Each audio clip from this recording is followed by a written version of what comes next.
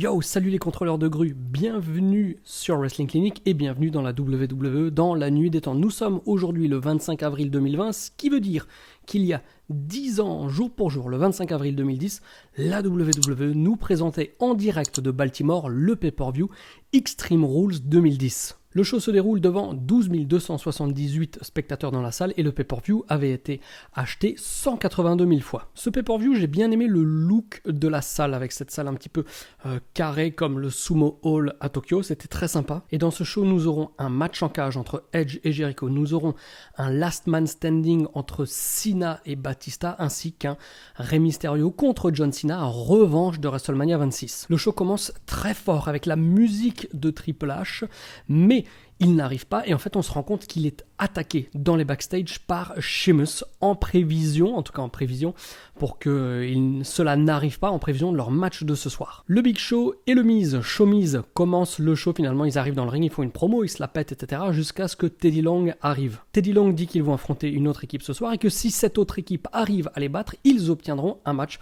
pour leur championnat, car Show-Miz sont actuellement les champions par équipe. Miz dit oui, on s'en fout. Teddy Long fait passer le truc à 2 équipes, à 3 équipes. Au bout d'un moment, le Big Show le fait taire parce que sinon ça aurait continué indéfiniment et Big Show il a quand même conscience que voilà, ils peuvent pas non plus se défaire d'un million d'équipes, donc on va arrêter les frais ici et donc Show-Miz vont affronter 3 autres équipes dans un match gauntlet. Ce match gauntlet il va durer seulement 6 minutes, je lui ai mis un petit point de suture et demi. Alors comment ça se passe? D'abord c'est R-Truth et Morrison, ils perdent par disqualification car Morrison refuse de lâcher une soumission. Ensuite on enchaîne sur Mark Henry et MVP. La victoire aussi très rapide évidemment, il y a 3 petits matchs en 6 minutes, victoire grâce au knockout punch du Big Show avant que la Hart Foundation arrive et en 5 secondes arrive à se défaire du Show-Miz et donc plus tard en fait c'est demain, le lendemain, lors de Raw, ils obtiendront un match pour les championnats par équipe. Ensuite, Rey Mysterio contre CM Punk, un match de 16 minutes, 3 points de suture et demi. La stipulation c'est que si CM Punk perd le match, eh bien, il doit se faire raser la tête. Serena Deeb et Luke Gallows se font virer des abords du ring car ils accompagnaient CM Punk, mais ça n'arrive qu'après, on va dire, une bonne partie de match, parce que au début, les 2 catcheurs brillent bien, CM Punk arrive à prendre le dessus un petit peu avec les techniques qu'on lui connaît, mais une fois que ses amis se font renvoyer au vestiaire, il perd un petit peu les pédales.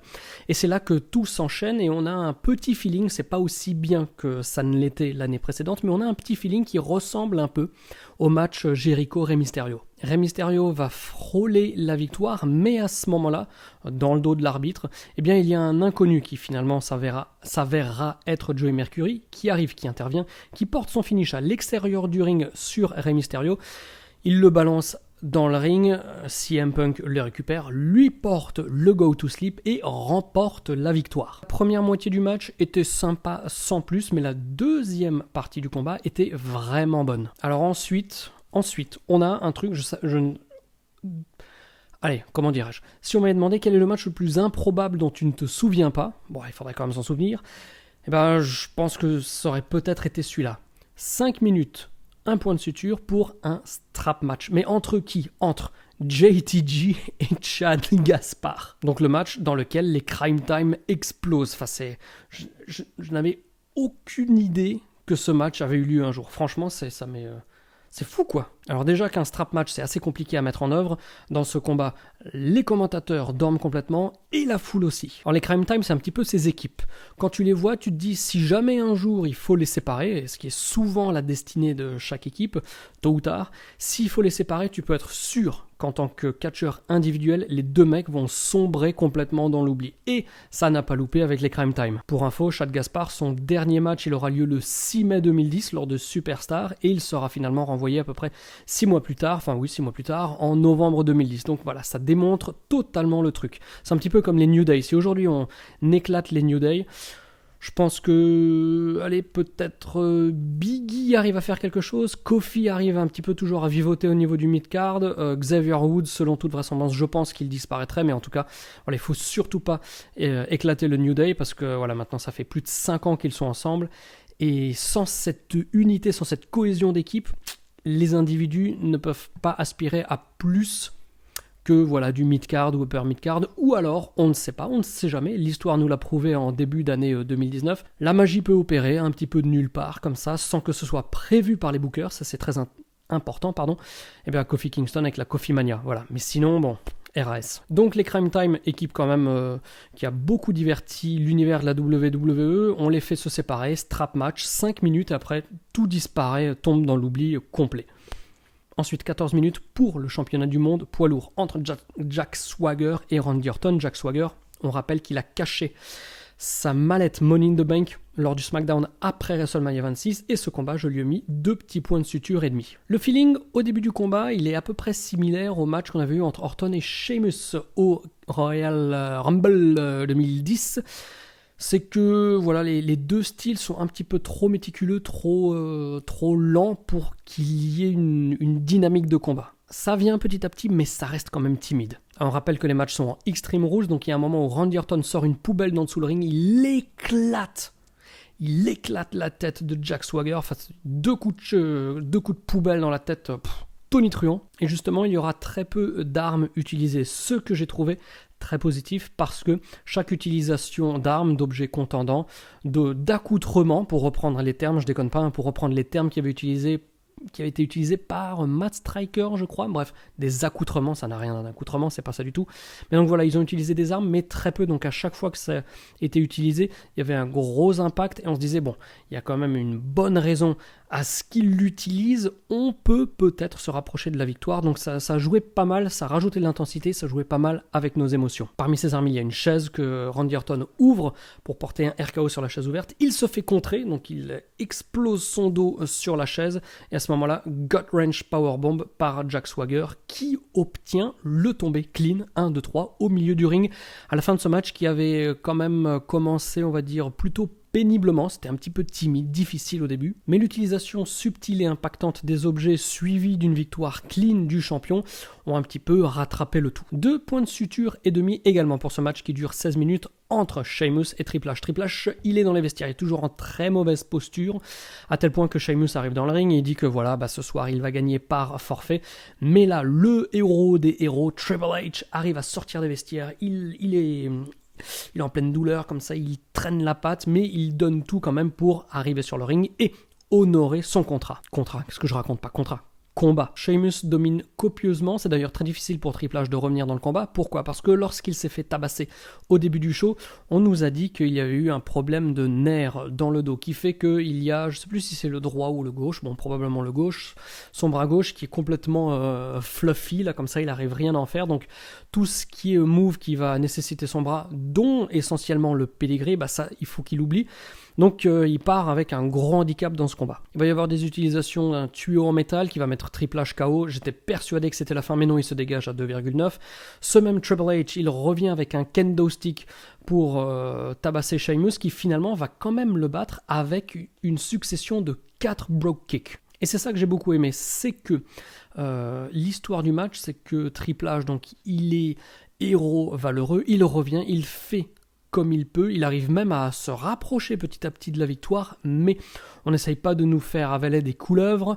Finalement, Triple H est quand même blessé, il ne peut pas surmonter la montagne Sheamus, et donc il va quand même finir par perdre. Mais il a tiré son épingle du jeu, c'est une défaite valeureuse, et voilà, c'est pas du Hogan ou des trucs comme ça, ou de toute façon, quoi qu'il arrive au mec, de toute façon il allait gagner, que ce soit crédible ou pas. Donc un bon point franchement, et c'est ça aussi qui va améliorer un petit peu, on va dire, le ressenti de ce match qui était pas non plus formidable. Mais l'histoire était suffisamment crédible et logique pour que ce soit souligné. Ah, j'aurais voulu vous mettre une piscine de chiasse. Ça fait longtemps que j'ai pas mis une piscine de chiasse, mais là j'ai mis un demi-petit point de suture pour ce match de 6 minutes pour le championnat des divas. Vous allez le voir, c'est pour ça que très franchement on était déjà parti dans une piscine de chiasse. C'est le match du maquillage extrême. D'un côté, on a Michelle McCool et de l'autre côté, on a Beth Phoenix.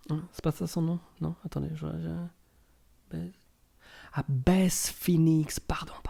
Bon voilà, la piscine de chiasse, on a réussi à s'en échapper comme ça, et clapotis. Pourquoi un demi-point de suture? Tout simplement parce que le cadre déjà était très compliqué avec cette stipulation horrible après un match qui a quand même donné pas mal d'émotions à la foule, donc on était dans le creux de la vague.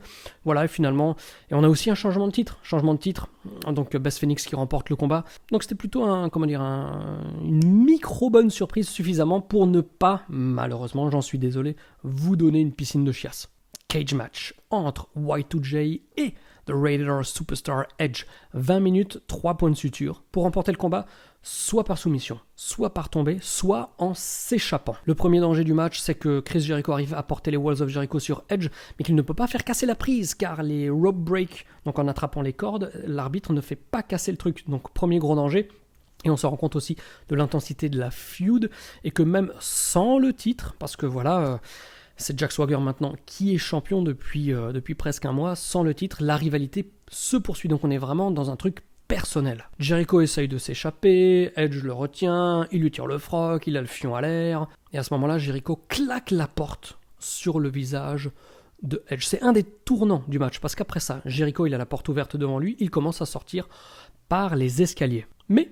il fait demi-tour avec une chaise car il a envie de tuer Edge. Sauf que quand il revient dans le ring, il se mange, inspire. Là, j'étais persuadé que c'était la fin. Non, c'était un dégagement à la dernière microseconde. Donc Jericho qui aurait très bien pu gagner, c'est un petit peu con. Un petit peu plus tard dans le combat, il a de nouveau l'occasion de gagner. Il est en haut de la cage.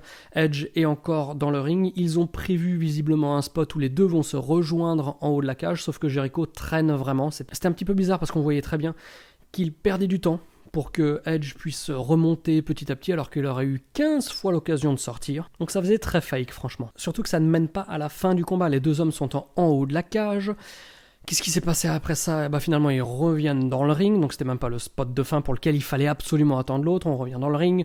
Jericho va claquer un springboard codebreaker, ça c'était absolument génial. Une fois de plus, j'étais presque persuadé que, il allait remporter la victoire, mais non. Edge va évidemment revenir dans le combat, et alors qu'il est en train de le massacrer, Chris Jericho implore sa pitié, Edge n'en fait rien, spear et victoire. Bonne psychologie dans ce match, mais il a quand même duré, je dirais, un bon 5 minutes de trop, ce qui fait qu'en termes de rythme, même s'il y a eu des éléments sur la fin qui étaient vraiment cool, il y a un moment où on avait du mal à se mettre dedans. On n'était pas engagé dans le truc, d'autant plus que c'est visiblement le dernier match de leur feud. Donc on aurait pu s'attendre à un truc complètement fou.